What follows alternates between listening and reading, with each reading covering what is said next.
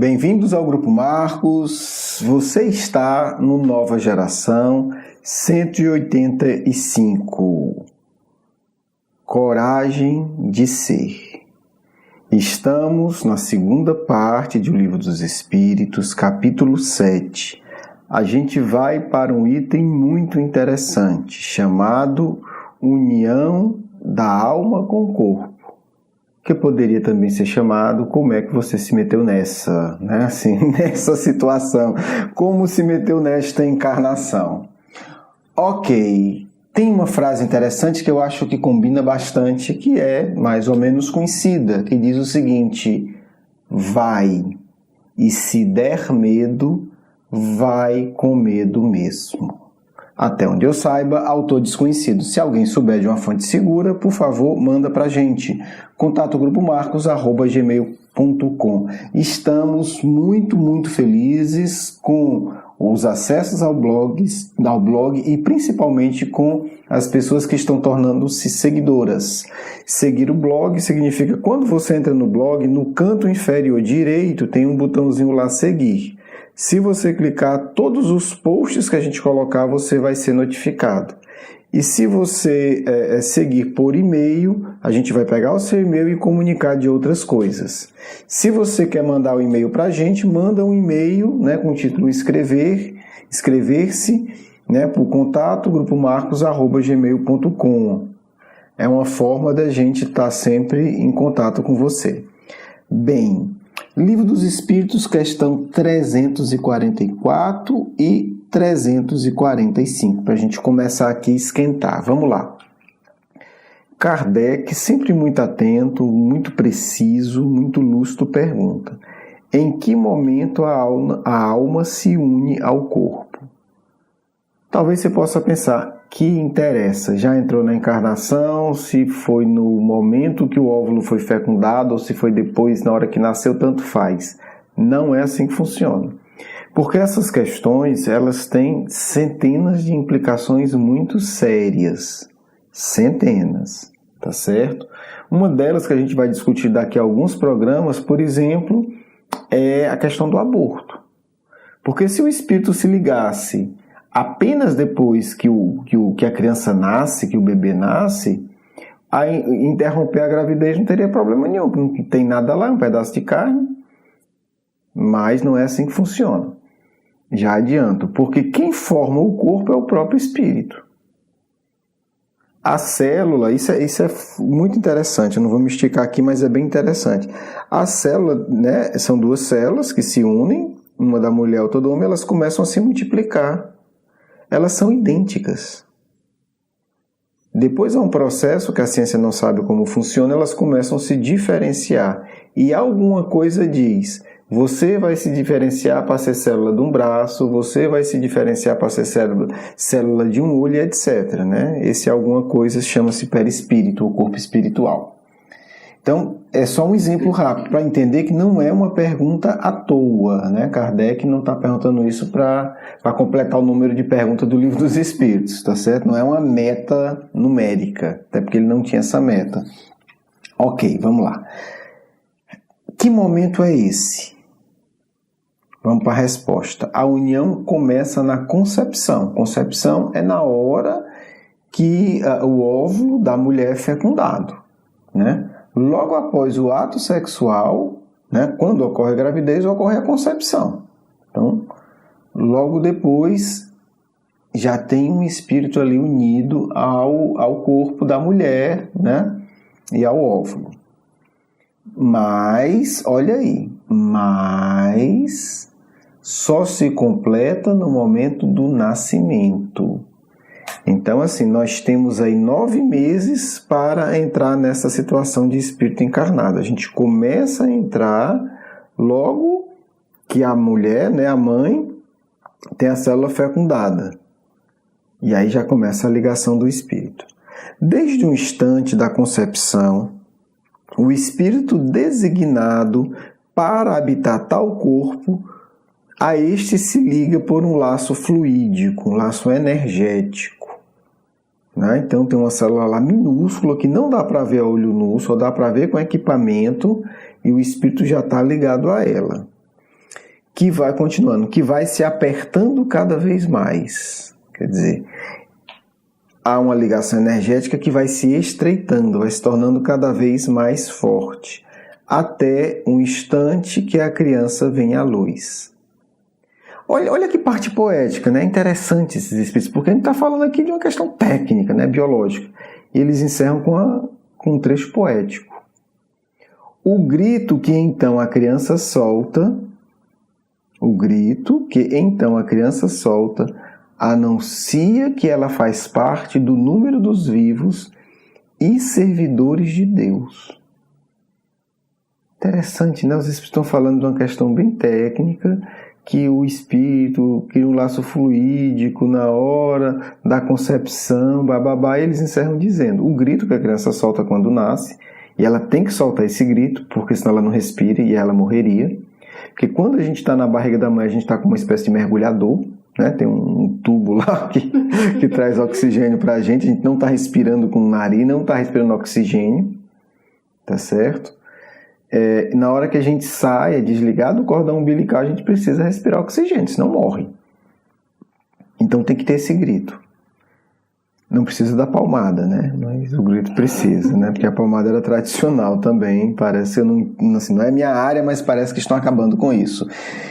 Vamos lá. O grito, então, que a criança solta anuncia que ela faz parte do número dos vivos. Quer dizer, ela encarnou totalmente. O processo de 9 meses de encarnação no corpo físico completou-se. E aquele grito quer dizer, estou entre os encarnados. E olha que bonito.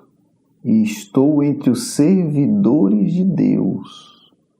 A gente não só reencarna para pagar a dívida. Essa é apenas uma parte da coisa.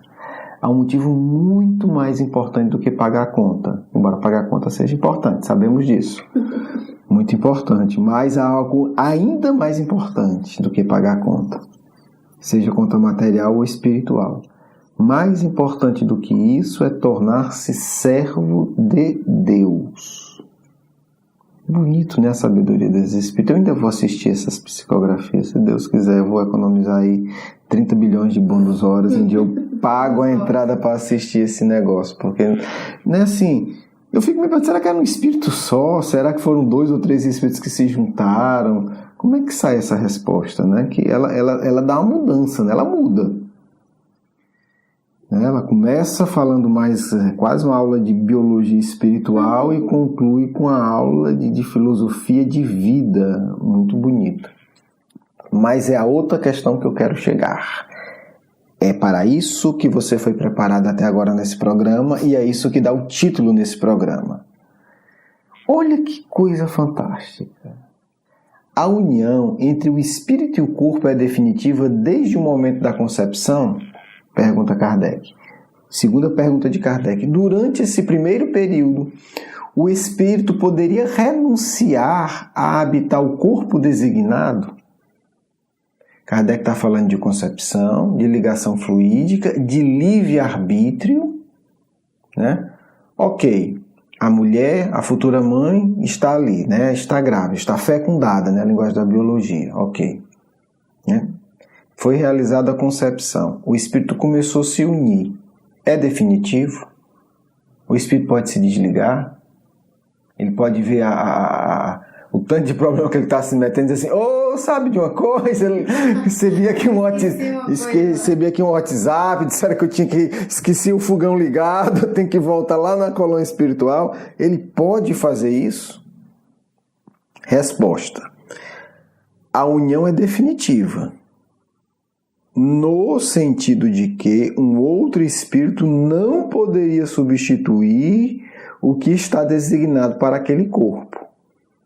Então é definitivo em que sentido? Não dá para trocar, não dá para me estar ali, né? A minha mãe engravidou, eu estou ali, já me liguei, aí eu chamo um amigo meu e diz, cara, tem um negócio aqui para ti, dá para tu ir bem ali resolver uma coisa para mim?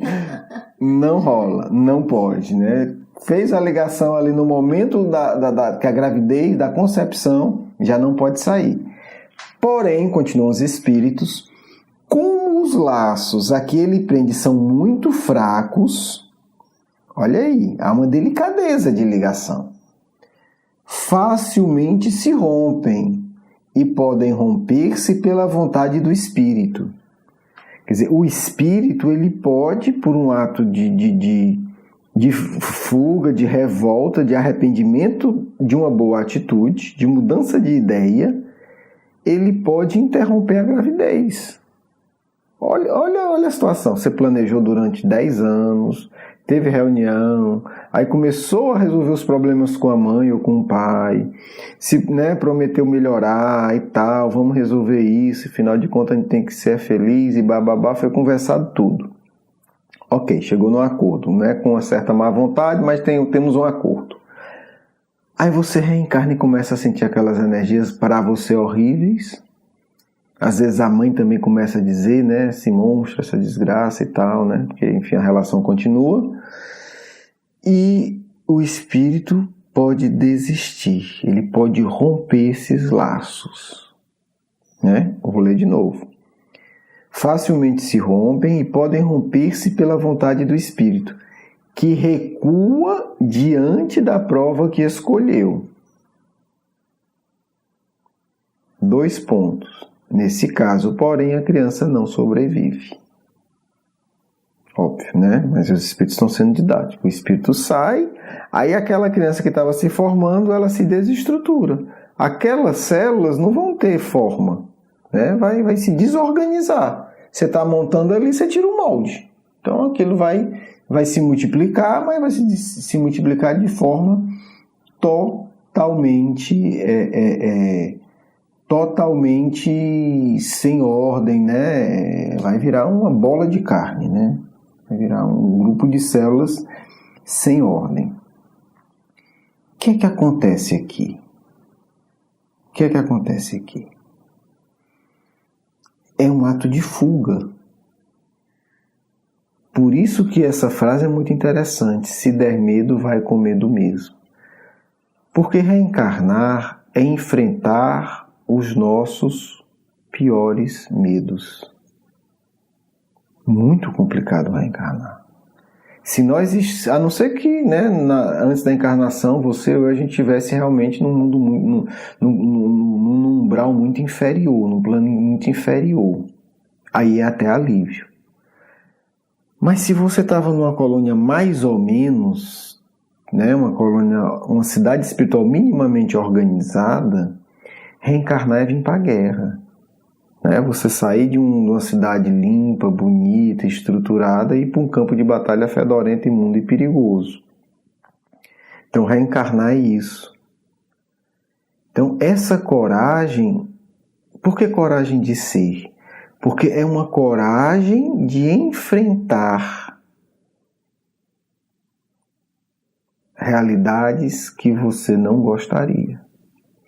É a coragem de enfrentar, conviver com uma pessoa que você detesta e que você sabe que te odeia. É a coragem de participar de forma direta e inescapável de uma dinâmica familiar que para você é simplesmente tudo de ruim.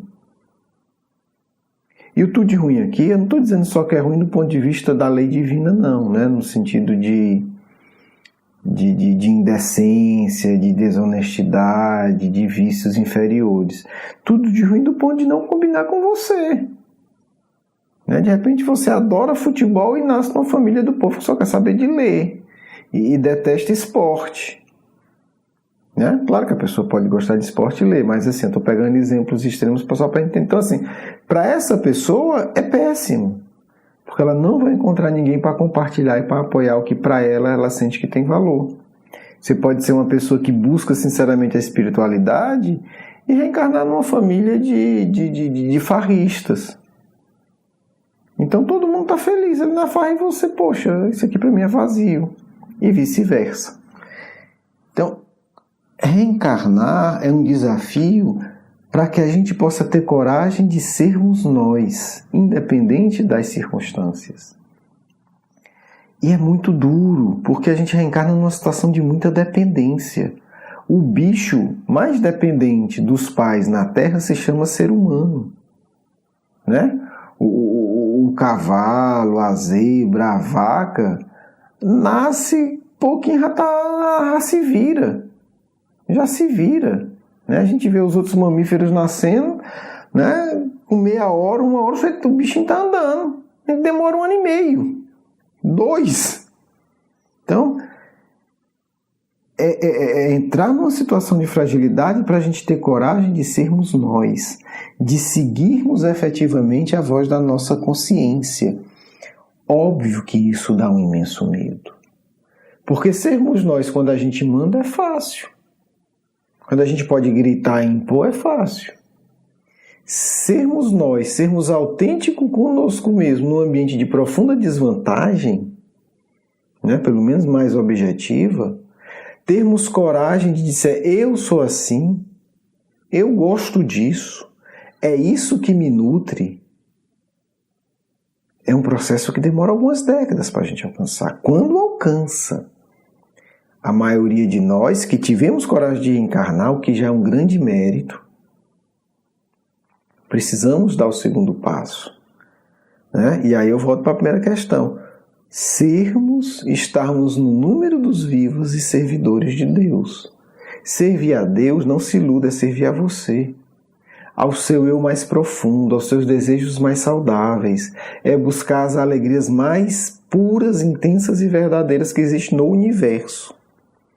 Então, essa coragem de enfrentar um ambiente que em grande parte vai ser contrário a ser de fato um servidor de Deus, exige uma coragem imensa. Nós que estamos encarnados já vencemos metade da prova. Precisamos da outra metade, né? Termos coragem de nos filiarmos ao grupo dos servos de Deus, para que a gente consiga completar a missão. Primeira grande parte da missão, entrar na guerra, entrar no mundo, entrar no ambiente hostil. Segunda, sermos nós, apesar de todas as pressões contrárias desse ambiente hostil. Se você tem dúvida quem é você, ora todo dia, conversando com Deus, pedindo que Ele ajude você a sentir qual é o caminho da sua verdadeira felicidade. E é bonito porque assim, a gente une-se ao corpo, e a união do corpo é uma prisão, a união com o corpo isola, a gente fica isolado para que a gente tenha espaço psíquico para criar uma união profunda com Deus. Olha que interessante. É um isolamento que tem por objetivo a união mais profunda do universo, uma união eterna com o Pai. Reencarnamos. Está na hora agora da segunda parte, a libertação a partir da ligação com Deus. Um grande abraço, um grande beijo no coração. Vamos à nossa segunda parte.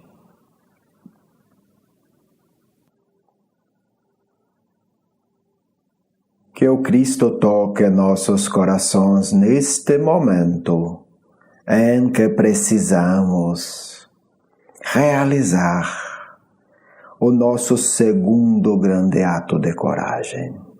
O primeiro, como foi dito, nascer. Enfrentar uma gestação às vezes difícil, às vezes desconfortável. Sempre desafiadora. Agora, filhos e filhas, vocês chegaram na carne. Vocês estão no momento da prova.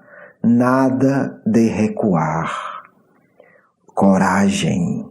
Tenhamos coragem. Tenhamos a coragem daqueles que sabem que devem prosseguir. Mesmo que morram, mesmo que sofram, mesmo que seja difícil. Prosseguir ao lado do Mestre. Prosseguir pelos caminhos que indica o Mestre. Filhos, a brevidade da vida do mundo é misericórdia do Pai, para que vocês se lembrem a cada dia. Vim aqui com pouquíssimo tempo para cumprir uma missão. Preciso fazê-la, porque o tempo está passando e não voltará jamais. Muitas vezes, filhos, vemos com muito pesar espíritas trabalhadores que fogem de suas tarefas. Não fugiram do corpo ao nascer, mas fogem com o corpo. Veja que coisa interessante. Espírito, mas covarde, foge até do corpo. O outro mergulha no corpo, mas usa o corpo para a fuga, para prazeres que distorcem a vida, para a busca de loucuras inferiores. Filhos, vocês não precisam disso, nem fugir do corpo da encarnação, nem fugir com o corpo, como um ladrão que bota uma coisa debaixo do braço e corre, porque esse corpo não é de vocês. Esse corpo, filhos e filhas, é instrumento que Deus colocou em tuas mãos para você fazer algumas coisas. Como uma chave de fenda, que diz, está aqui, trabalha, cuida desse parafuso, aperta ele. Como uma mangueira do jardim, aqui está, vai aguar as plantas. Como uma vassoura, como um equipamento cirúrgico, não se pode pegar isso e usar para outra coisa, roubar. Porque aqueles que estão encarnados e não estão servindo a Deus com o corpo, são ladrões que estão roubando um instrumento emprestado para determinado serviço. Não pensem que isso é brincadeira, embora até possa ser engraçado. Porque é assim que a lei de Deus irá considerar. O corpo não é seu. Vai examinar. E você diz, mas o corpo vai se acabar. Mentira. O corpo é formado por bilhões de pequenos organismos que vão seguir o seu caminho evolutivo. E se você tratá-los mal, com energias pesadas, você vai prejudicar bilhões de pequenos seres. Sim, por isso é tão grave o vício, por isso é tão grave a distorção. Meus filhos amados, ninguém vive neste universo e em nenhum universo sem graves responsabilidades. Cristo é responsável, de certa forma, por todos nós. Cada um de nós é responsável por bilhões de pequenos seres. Cuidemos deles com carinho. Cuide do corpo com carinho, com amor, com ternura, com respeito, com dignidade. E esses pequenos seres poderão se tornar como pequenos, me permitam a comparação, animais de estimação, que terão carinho por você. Vocês não entendem, mas hoje mesmo vocês podem estar criando a ligação amorosa com bilhões de seres. Que isso assuste a muitos não me importam. Os que pensarem vão entender. Todos são responsáveis por seus irmãos menores. E quanto mais perto um irmão menor, mais responsáveis somos. Filhos, que o Cristo abençoe a todos vocês sempre. Quero agradecer o seu carinho, a sua atenção e para conhecer mais do nosso curso Educação Espírita, um convite à juventude, do nosso programa Nova Geração e os nossos livros, por favor visite o nosso blog grupomarcos.com.br. Você é muito bem-vindo. Um grande abraço.